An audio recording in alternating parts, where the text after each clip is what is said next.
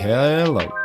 This video will be about what you should do when you receive the Carvera air. Long story short, if you want to laser, set up some exhaust, the fumes are awful. But with everything else, you can get away with a vacuum. Just vacuum while it's running. Go through all the examples to make sure the machine operates as it should.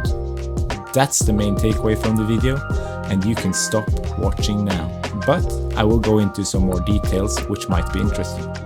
I will also talk a little bit about my experience with the PCB manufacturing on the Carvera. I have experience with PCB manufacturing, so I have some pointers for new players. No company has 100% yield on their production. Unfortunately, some of you will receive some defect on your machine or the whole machine itself. For me, it was the glue that holds the magnet to the dust shroud and the laser shroud. The magnets got stuck on the machine and fell off. Secondly, bad stuff can happen during shipping. You just need one person in the chain to be clumsy and whoops, your machine is dropped a few meters and broken. For this reason, I recommend testing every feature you have on the Carvera to verify that the machine is in working order. My initial thought was that carving out the sailor ship or the Nefertiti 4-axis was a waste of material, as I do not know what to do with either of these. The thing is that these files are a perfect way to test your machine. They've already been tested a lot by Makera themselves and also by fellow makers. So if something is not perfect, there is something wrong either in the way you're doing it or with your machine. And by looking at the results of these examples, it can be easier to diagnose what's wrong. Another important aspect is, when learning something new, it's good to isolate the lesson to a narrow focus point. By trying an example, you're not only testing the machine, but you're also learning how to operate it, without the added complexity of CAM software. When that is said, if you're experienced and have a project for every module you bought, then I guess you can ignore it. But if you're not, and say for example you wait a year to test the 4th-axis module, and then found out it was broken from the factory, you might have a hard time proving that. How can Makera know it's not you, but them? Makera seems like a company with good customer service from my own experience and what I've seen online. A US transportation company mixed up the orders by sending the wrong package to the wrong people. A bad company would have just blamed the transportation company and told people to deal with it themselves, but instead they went to action and fixed it the best way they could. Everyone who got more than they paid for got to keep it, lucky, and the people who had things missing could just send Makera a mail about it and they would send it to them. In many ways, Makera is doing what one should expect from customer service. But many companies try to avoid responsibility, especially many Kickstarters have awful customer service. So I think it's important to give credit where credit is due, and so far from all the comments I've read, Makera has replaced everything that was missing or broken. My point with all this is it's important to test everything to see that it works as expected, because if not, if you don't test it, you might not know it's not working as expected, and testing it months later might be harder to prove that it came bad. For each of the example projects, Makera has a video on top of the instruction book and the PDF. I recommend going to Makera's YouTube page and looking at those. I will link their page down below. So this is my tips on top of that. The 3D relief of the ship is also great to test on softwood. It might need to be redone to get a good result, because how it behaves in epoxy and wood is different, but it's fun to test on other material. In their 4th-axis example, they tell you to have one corner up. I recommend marking this corner.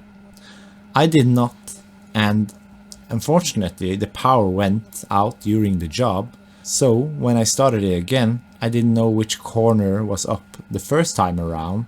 This resulted in the nose of the Nefertiti statue got snubbed. I come from 3D printing, and recovering a bad job midway can be difficult, because you need to know exactly where to start. But the difference here is that this is subtractive manufacturing, so what you can do is just do not move the workpiece and start the job again. Yes, it will carve a lot of air, and waste time, but eventually it will get to the point it dropped off and you can recover the failed job perfectly.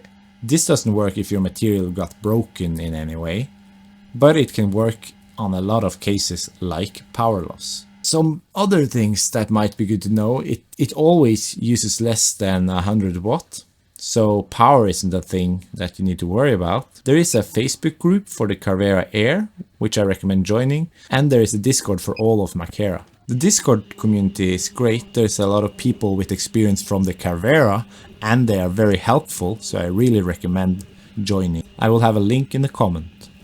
As I said, I have experience with PCB manufacturing, so I wanted to do this from scratch. I downloaded the Gerber files and used the Makera cam to create the G-code for the machine.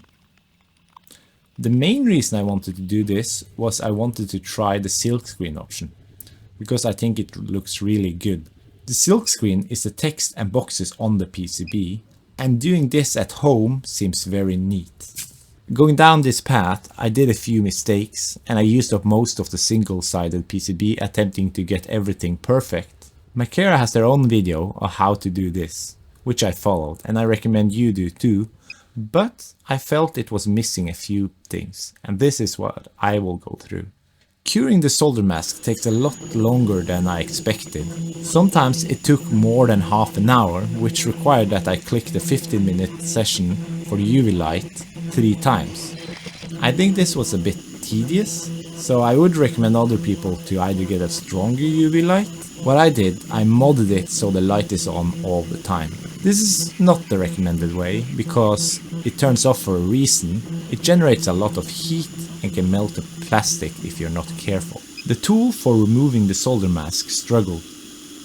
I had to take a few passes before I was happy, and after having to solder the thing, I know I should probably have taken a few more. It does not remove everything perfectly on the first run, so if you make a PCB, I would recommend placing the solder removing in its own job. In that way, it's easy to run a few times.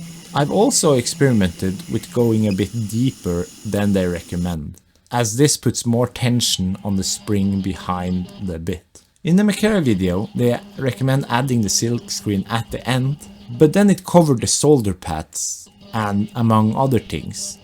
So I would actually recommend adding it after the solder mask has hardened, before removing any pads or drilling the holes.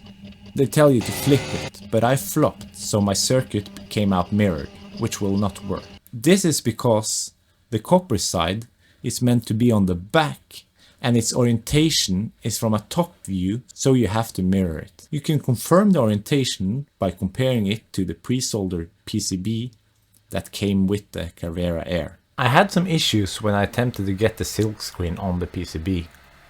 The recommended value from the video was 20%, but the Carvera Air has a laser that is twice as strong as the Carvera, so I tried 10%, but this was still too strong. The screen hardened where it shouldn't. After testing a bit, I found that 5% was a good level. I would recommend everyone to experiment a bit here, as each different color UV paste requires a different amount of energy to harden. At a later date, I will try to make a calibration job for figuring this out. I tried to get the silkscreen in the correct orientation, but I gave up and blamed it on the silkscreen file. The marking for the components were all in the correct place, which was good enough for me. Another thing I did was I accidentally selected the outermost border when I wanted to remove the trace. This caused the machine to remove all the copper parts it should have kept. It did the inverse of what it should do. It looked fun, so I let it finish. The last thing I want to mention is that it doesn't remove all the borders to the traces every time. One of the reasons it didn't do that is because I tightened my board a little bit too much, putting some flex on it, and even with the probe compensation, it did not cut it properly. I just slightly adjusted this and ran the job again, and it worked perfectly. I began thinking about making a 4-layer PCB with this.